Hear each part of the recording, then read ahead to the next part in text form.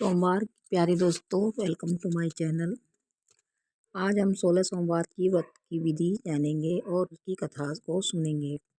सोमवार का व्रत चैत्र, वैशाख, श्रावण, मार्गशीर्ष व कार्तिक मास से आरंभ किया जा सकता है।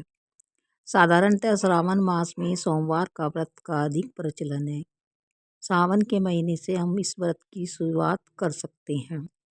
सोमवार को प्रातःकाले काले तिल का तेल लगाकर स्नान करें और विधि पूर्वक शिव जी का पूजन करें। यह पूजन आप घर पर भी कर सकते हैं और किसी शिवालय में जाकर भी आप यह पूजन कर सकते हैं। उसके बाद शिव जी का पूजन करने के बाद हमें व्रत की कथा पढ़नी चाहिए या किसी से सुननी चाहिए। यह व्रत दिन के तीसरे पहर तक करना चाहिए और तीसरे पहर में हम एक समय भोजन कर सकते हैं। 16 सोमवार की व्रत की विधि इस प्रकार है। इसमें हमें आटे के चूरमा बनाना चाहिए और उसमें से एक भाग शिव जी को अर्पण करना चाहिए और एक भाग भक्तों को बांटते और एक भाग अपने साथ रखना चाहिए। इस तरह ये 16 सोमवार का व्रत किया जा सकता है।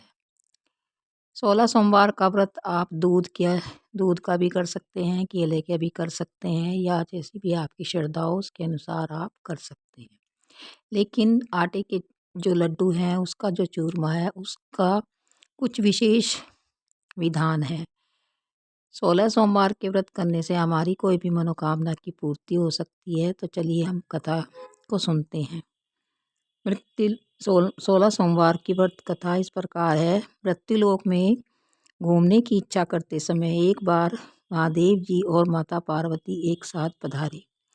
वहाँ वे घूमते घूमते अमरावती नाम की अति रमणीक नगरी में पहुँचे। अमरावती नगरी स्वर्ग के समान सब प्रकार के सुखों से पूर्ण थी। उसमें वहाँ के महाराजा का बनाया हुआ अति रमणीक शिव जी का एक मंदिर था। उसमें कैलाशपति अपनी धर्मपत्नी के साथ निवास करने लगे। एक समय माता पार्वती अपने प्राणपति को प्रसन्न देख मनोविनोद करने की इच्छा करके ऐसे प्रश्न करने लगी कि हे महाराज, आज तो हम तुम दोनों को चौसर खेलनी चाहिए। शिवजी ने प्राण प्रिय की बात को मान लिया और चौसर खेलने लगे। उस समय उस स्थान पर मंदिर का पुजारी ब्राह्मण मंदिर में पूजा करने के लिए आया था। माता जी ने पुजारी से प्रश्न किया कि पुजारी जी बताइए कि इस बाजी में किसकी जीत होगी। पुजारी बिना विचारे शीघ्र ही बोल उठा कि महादेव की जीत होगी। थोड़ी देर में बाजी समाप्त हो गई और पार्वती जी की विजय हुई। तो पार्वती जी ने पुजारी को झूठ बोलने के अपराध के कारण कोढ़ी होने का श्राप दे दिया। कुछ समय में पुजारी के शरीर में कोढ़ पैदा हो गया। पुजारी अनेक प्रकार से दुखी रहने लगा।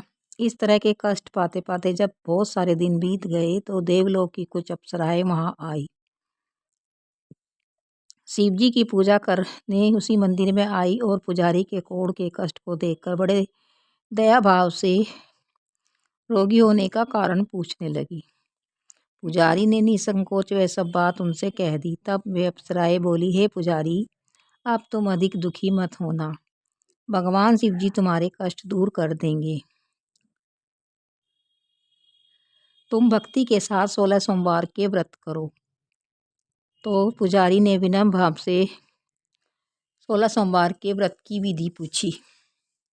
अप्सराएं बोली कि जिस दिन सोमवार हो उस दिन भक्ति के साथ व्रत करे, स्वच्छ वस्त्र पहने, आधा सेर अच्छे स्वच्छ गेहूं का आटा ले, उसके 3 अंग बनावे और घी, गुड़, नैवेद्य, पुंगी फल, बेलपत्र, जनेऊ, जोड़ा, चंदन, अक्षत, पुष्पादि के द्वारा प्रदोष काल में भगवान का विधि से पूजन करे। उसके बाद उन अंगाओं में से एक शिव जी को अर्पित कर दे और बाकी को शिव जी की प्रसादी समझकर उपस्थित जनों में बांट दे और आप भी उस प्रसाद को ग्रहण करें। तीसरा भाग, इस विधि से 16 सोमवार का व्रत करें। उसके बाद 17वें सोमवार के दिन पाव सेर आटे की बाटी बनावे, उसमें घी और गुड़ मिलाकर चूरमा बनावे और शिव जी का भोग लगाकर उपस्थित भक्तों में बांट दे। उसके बाद कुटुंब के साथ, अपने परिवार के साथ वह प्रसाद भी स्वयं भी ग्रहण करें। इससे आपके मनोरथ पूर्ण हो जाएंगे। ऐसा कहकर अप्सराएं स्वर्ग को चली गई। ब्राह्मण ने यथाविधि षोडश सोमवार का व्रत किया। 16 सोमवार का भगवान शिव जी की कृपा से रोग मुक्त होकर आनंद से रहने लगा। कुछ दिन के बाद जब फिर शिव जी और पार्वती उस मंदिर में पधारे, तब पुजारी को निरोग देखकर पार्वती ने पुजारी से रोग मुक्ति का कारण पूछा। पुजारी ने 16 सोमवार की व्रत कथा कह सुनाई। तब तो पार्वती ने अति प्रसन्न हो ब्राह्मण से व्रत की विधि पूछकर व्रत करने को तैयार हुई, जिसके कारण उनके रूठे हुए पुत्र कार्तिकेय स्वयं माता के आज्ञाकारी हुए। कार्तिकेय को अपने यह विचार परिवर्तन का रहस्य जानने की इच्छा हुई और वह माता से बोले कि माता जी, आपने ऐसा कौन सा उपाय किया जिससे मेरा मन आपकी ओर आकर्षित हुआ। तब पार्वती जी ने वही 16 सोमवार व्रत कथा उनको भी कह सुनाई।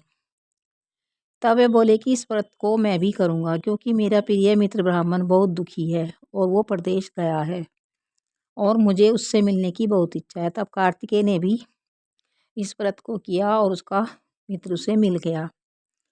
मित्र ने पूछा कि तुमने ऐसा कौन सा कार्य किया जिससे कि तुम मुझसे आ मिले, हमें वह कारण बताओ। तब उसने कार्तिकेय ने 16 सोमवार का व्रत की विधि बता दी। तो वह ब्राह्मण मित्र को भी अपने विवाह की बड़ी चिंता हुई। कार्तिकेय जी से व्रत की विधि पूछी और यथाविधि व्रत किया। व्रत के प्रभाव से जब वह किसी कार्यवश विदेश गया था, वहाँ के राजा की लड़की का स्वयंवर था। राजा ने प्रण किया था कि जिस राजकुमारी के गले में हथनी माला डाल देगी, मैं उसी के साथ अपनी पुत्री का विवाह कर दूंगा। शिवजी की कृपा से ब्राह्मण भी स्वयंवर देखने की इच्छा से राज्यसभा में एक और बैठ गया। नियत समय पर हथनी आई और उसने यह माला उस ब्राह्मण के गले में डाल दी। राजा की प्रतिज्ञा के अनुसार उसका विवाह उस कन्या से हो गया और राजा ने बहुत सा धन और सम्मान देकर उसको संतुष्ट किया।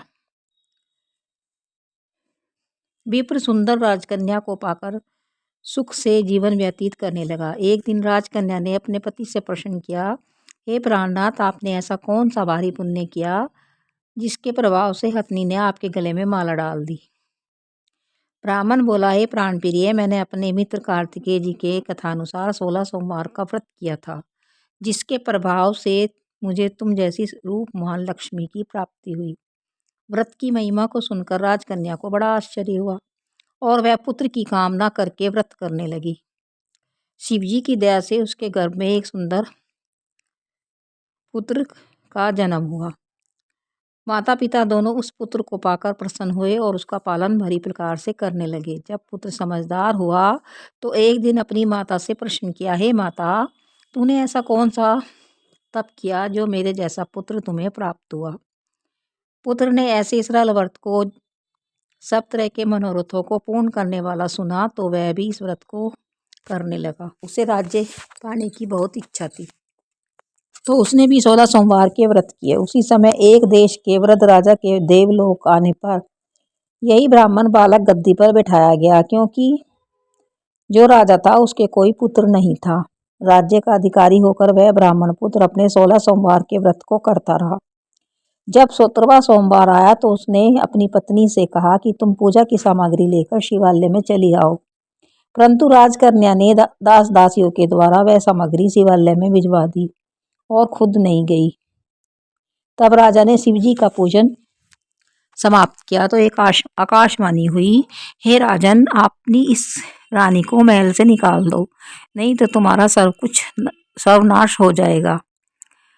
राजा ने यह बात अपने मंत्रियों से कही तो मंत्रियों ने कहा, मुझे आज शिवजी की वाणी हुई है कि आजा तू अपनी इस रानी को महल से बाहर निकाल दे, नहीं तो तेरा सर्वनाश हो जाएगा। मंत्रियों को बड़ा विस्मय हुआ और वे दुख में डूब गए। जिस कन्या के कारण उसे राजपाठ मिला है, राजा उसी को निकालने का षड्यंत्र रच रहा है। तो राजा ने उसे राजमहल से निकाल दिया। रानी भाग्य को कोसती हुई नगर के बाहर आई। धीरे धीरे चलकर वह एक नगर में पहुंची। वहां एक बुढ़िया सूत काट कर बेचने जा रही थी। रानी की दशा देखकर वह बोली, चल तू मेरा सूत बिकवा दे, मैं वृद्ध हूँ, भाव नहीं जानती, मोल भाव करना नहीं जानती। ऐसा सुनकर, बुढ़िया की बात सुनकर रानी ने सूत की गठरी उतारी और अपने सिर पर रख ली।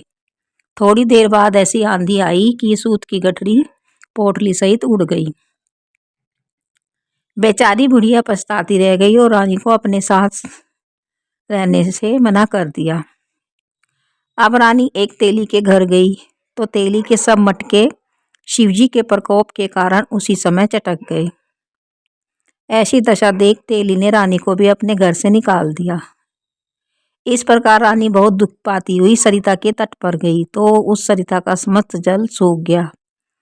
तत्पश्चात रानी एक वन में गई।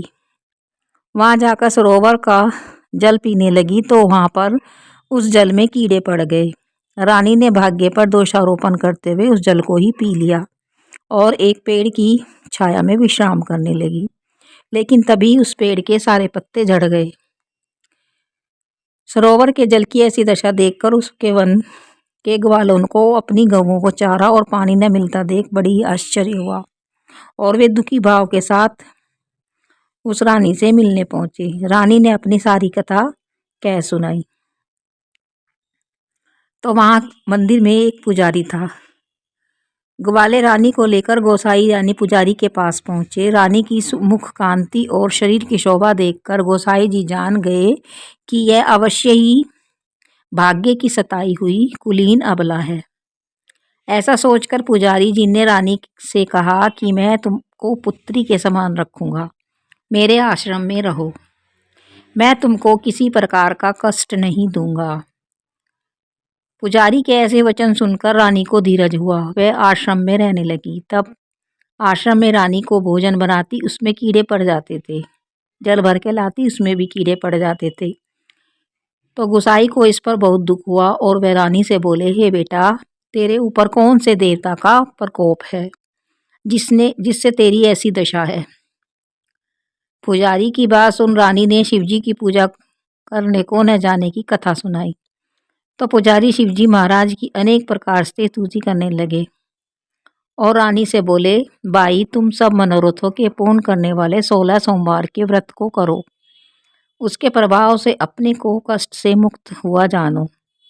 गोसाई जी की बात सुनकर रानी ने भी 16 सोमवार के विधिवत व्रत किए, जिसके प्रभाव से राजा के हृदय में परिवर्तन हुआ और वह सोचने लगा, रानी को गए हुए बहुत समय व्यतीत हो गया है, न जाने वह कहाँ भटक रही होगी, उसे ढूंढना चाहिए। यह सोचकर रानी की तलाश करने लगे और चारों दिशाओं में दूत भेजे। पुजारी तलाश करते करते वे पुजारी के आश्रम में पहुंचे। रानी को पाकर पुजारी से रानी को मांगने लगे, परंतु पुजारी से प्रार्थना करने लगे कि महाराज जी, बाई जी आपके आश्रम में रहती है, वह मेरी पत्नी है। शिवजी के कोप से मैंने इसको त्याग दिया था, अब इस पर से शिवजी का प्रकोप शांत हो गया है, इसलिए मैंने इसे लेने आया हूँ। गोसाई से आज्ञा पाकर राजा रानी को अपने साथ महल में ले आया और घर घर में मंगलगान होने लगा।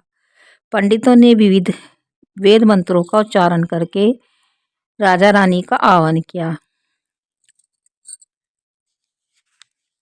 ऐसी अवस्था में रानी पुनः अपनी राजधानी में प्रवेश किया। महाराज ने अनेक तरह से ब्राह्मणों को दान आदि देकर संतुष्ट किया। इस प्रकार से राजा शिवजी की कृपा का पात्र हो राजधानी में रानी के साथ अनेक तरह के सुखों का भोग करते हुए आनंद को प्राप्त हुआ। ऐसे ही जो मनुष्य भक्ति से 16 सोमवार का व्रत इत्यादि करता है, वह इस लोक के सभी सुखों को भोग कर शिवपुरी को प्राप्त होता है। यह व्रत सब मनोरथों को पूर्ण करने वाला है। इस प्रकार यहाँ 16 सोमवार की कथा समाप्त होती है। आशा करती हूँ कि आपको मेरी यह कथा जो मैंने आपके साथ शेयर की है अच्छी लगी होगी, तो इसे और लोगों के साथ भी शेयर करें और चैनल को लाइक एंड सब्सक्राइब करें ऐसी ही कथाओं के लिए, पवित्र कथाओं के लिए। कल हम सुनेंगे प्रदोष व्रत कथा। तो जैसे 16 सोमवार की कथा है, इसी तरह से 16 प्रदोष व्रत की भी कथा है। तो मिलते हैं नेक्स्ट वीडियो में। राधे राधे, जय श्री कृष्ण, हर हर महादेव, जय शिव शंभू।